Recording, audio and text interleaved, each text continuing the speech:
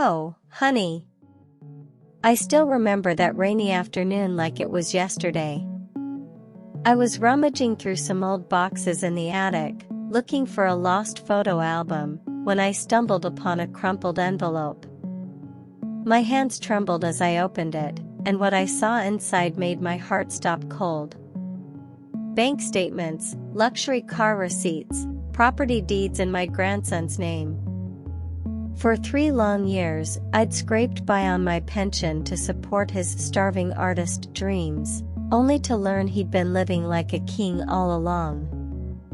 But oh, dear, the payback that followed? It was sweeter than any pie I've ever baked. If you've ever poured your heart and soul into helping family, only to feel that sting of betrayal, then darlin', this story's for you. Hit that like button if you're ready for some good old-fashioned justice. Subscribe to Voices of Grandma Hattie for more real-life tales that touch the soul, and turn on notifications so you don't miss the next one. Settle in with a warm blanket, because we're about to dive deep into a story of secrets, lies, and the kind of redemption that warms your heart right up. Oh, hello there, my sweet listener. Come on in, pull up a chair by the fire, and let Grandma Hattie pour you a cup of my special chamomile tea, the kind with just a hint of honey to soothe the soul. I've got my knitting needles clicking away in my lap, but don't you mind that, it's how I keep my hands busy while I spin these yarns. Now, I know life's full of ups and downs, twists and turns that can leave you breathless, but this story, oh dear, this one's been weighing on my old heart for a while. It's about family, you see, the ones we love most, the ones we'd give our last penny for. But sometimes, honey, that love gets tested in ways you never imagined. Let me take you back a bit, to set the stage proper like. My name's Hattie Mae Johnson, and I've seen 82 winters come and go in this little town of Willow Creek, nestled right here in the rolling hills of Tennessee. Born and raised on a farm where the corn grew tall and the summers were sticky as molasses, I learned early on that hard work and kindness were the keys to a good life. Married my dear Harold when I was just 19, he was a mechanic with hands like tree trunks and a smile that could light up the darkest room. We raised 2 children together, our daughter Evelyn, who's got a heart of gold but a spine of steel, and our son Thomas, who passed too young from that awful accident on the highway back in '98. God rest his soul. Thomas left behind a boy, my grandson Dylan. Oh, Dylan, from the moment he was born with those big blue eyes and that mop of curly hair, he was my everything. After Thomas was gone, his mama, Dylan's mother, struggled something fierce. She worked 2 jobs just to keep food on the table, but addictions crept in, and before long, she wasn't fit to care for him. So, at the tender age of 12, Dylan came to live with Harold and me. We turned the spare room into his own little haven, with posters of rock bands and art supplies scattered everywhere. He loved to draw, you see, sketches of birds in flight, cityscapes he'd only seen in books, portraits of folks around town. Grandma, he'd say, his voice all earnest and young, one day I'm gonna be a famous artist. I'll paint the world and make you proud. And proud I was. Harold and I scrimped and saved to send him to art classes after school, even though money was tight on our fixed income. When Harold passed 5 years ago, peacefully in his sleep, thank the Lord, Dylan was there, holding my hand through the funeral. He was 22 then, fresh out of community college with dreams bigger than the sky. Grandma Hattie, he told me that night, as we sat on the porch swing watching the fireflies dance, I'm gonna make it on my own now. But if things get tough, can I count on you? Of course, sugar, I replied, patting his knee. Family's all we got in this world. Little did I know how those words would come back to haunt me. It started small, as these things often do. Dylan moved to the city, Nashville, about an hour's drive away, to chase his art career. He'd call every week, his voice bubbling with excitement. "Grandma, I sold a painting today. Just a small one, but it's a start." I'd beam with pride, picturing him in some cozy studio, brushes in hand. But then the call shifted. "Things are slow, Grandma. Gallery owners are picky. Could you send a little something to tide me over? Just till the next sale." Oh, my heart went out to him. I remembered my own lean years on the farm, when a bad harvest meant beans and cornbread for weeks. So, I'd dip into my savings, Harold's life insurance money, meant for my golden years, and wire him $50 here, $100 there. "Just for groceries, Dylan," I'd say. "Don't you worry, Grandma's got you." But 50 became 200. 200 became 5. Before I knew it, 3 years had slipped by, and I'd sent him thousands. My pension check stretched thinner than pie crust, and I started skipping my own little luxuries. No more trips to the beauty parlor for a perm, no new dresses from the thrift store. I'd heat up canned soup for dinner instead of fresh veggies from the market. "It's for Dylan," I'd tell myself, staring at the empty cookie jar where I used to keep extra quarters. "He's family. He's struggling." Evelyn noticed, of course. My daughter would visit on Sundays after church, her brow furrowed like a plowed field. "Mama," she'd say, setting down a basket of homemade muffins, "you're looking thinner. Are you eating right? And what's this about sending money to Dylan again?" I'd wave her off with a chuckle.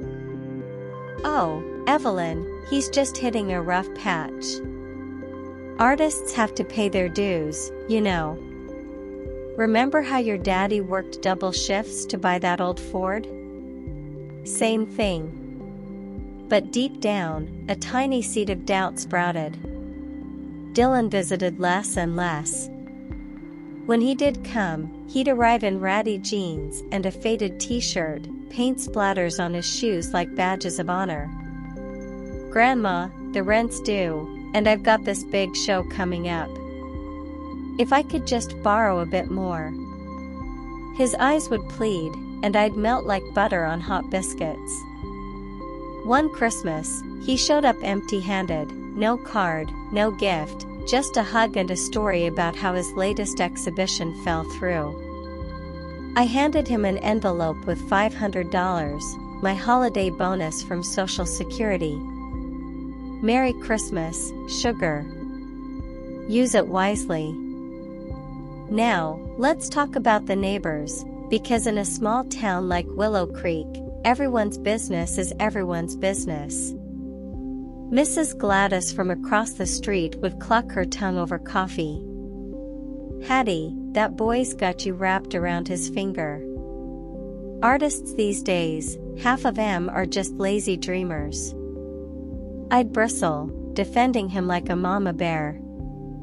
"Dylan's talented, Gladys. You'll see.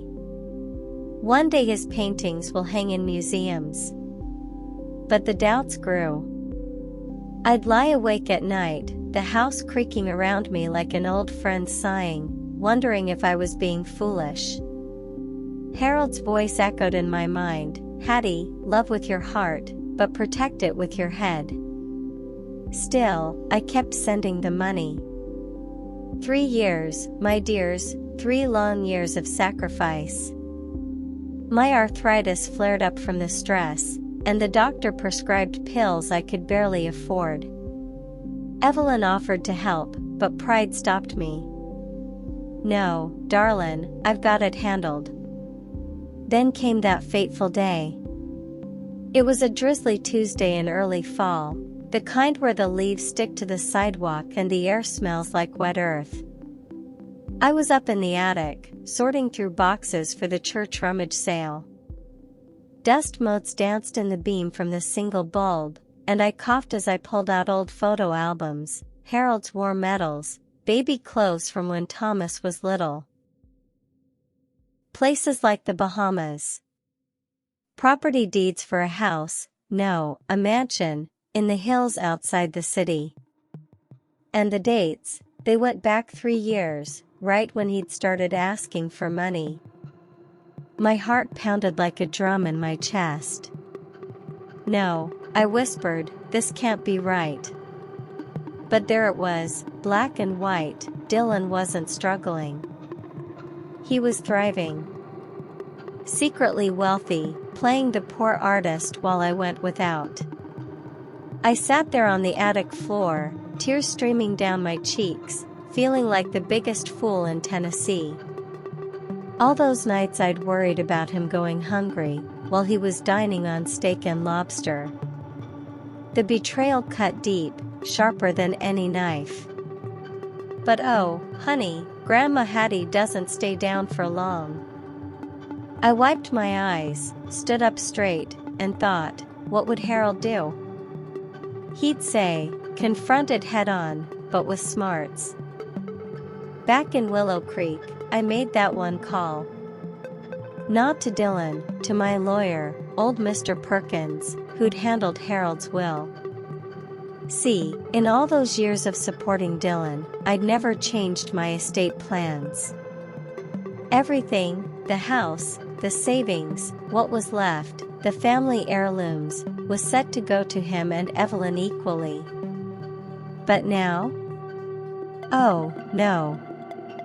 Mr. Perkins, I said, my voice firm as oak, I need to update my will.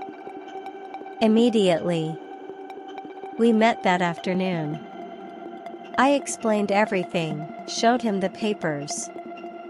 His eyebrows shot up. Hattie, this is fraud, plain and simple.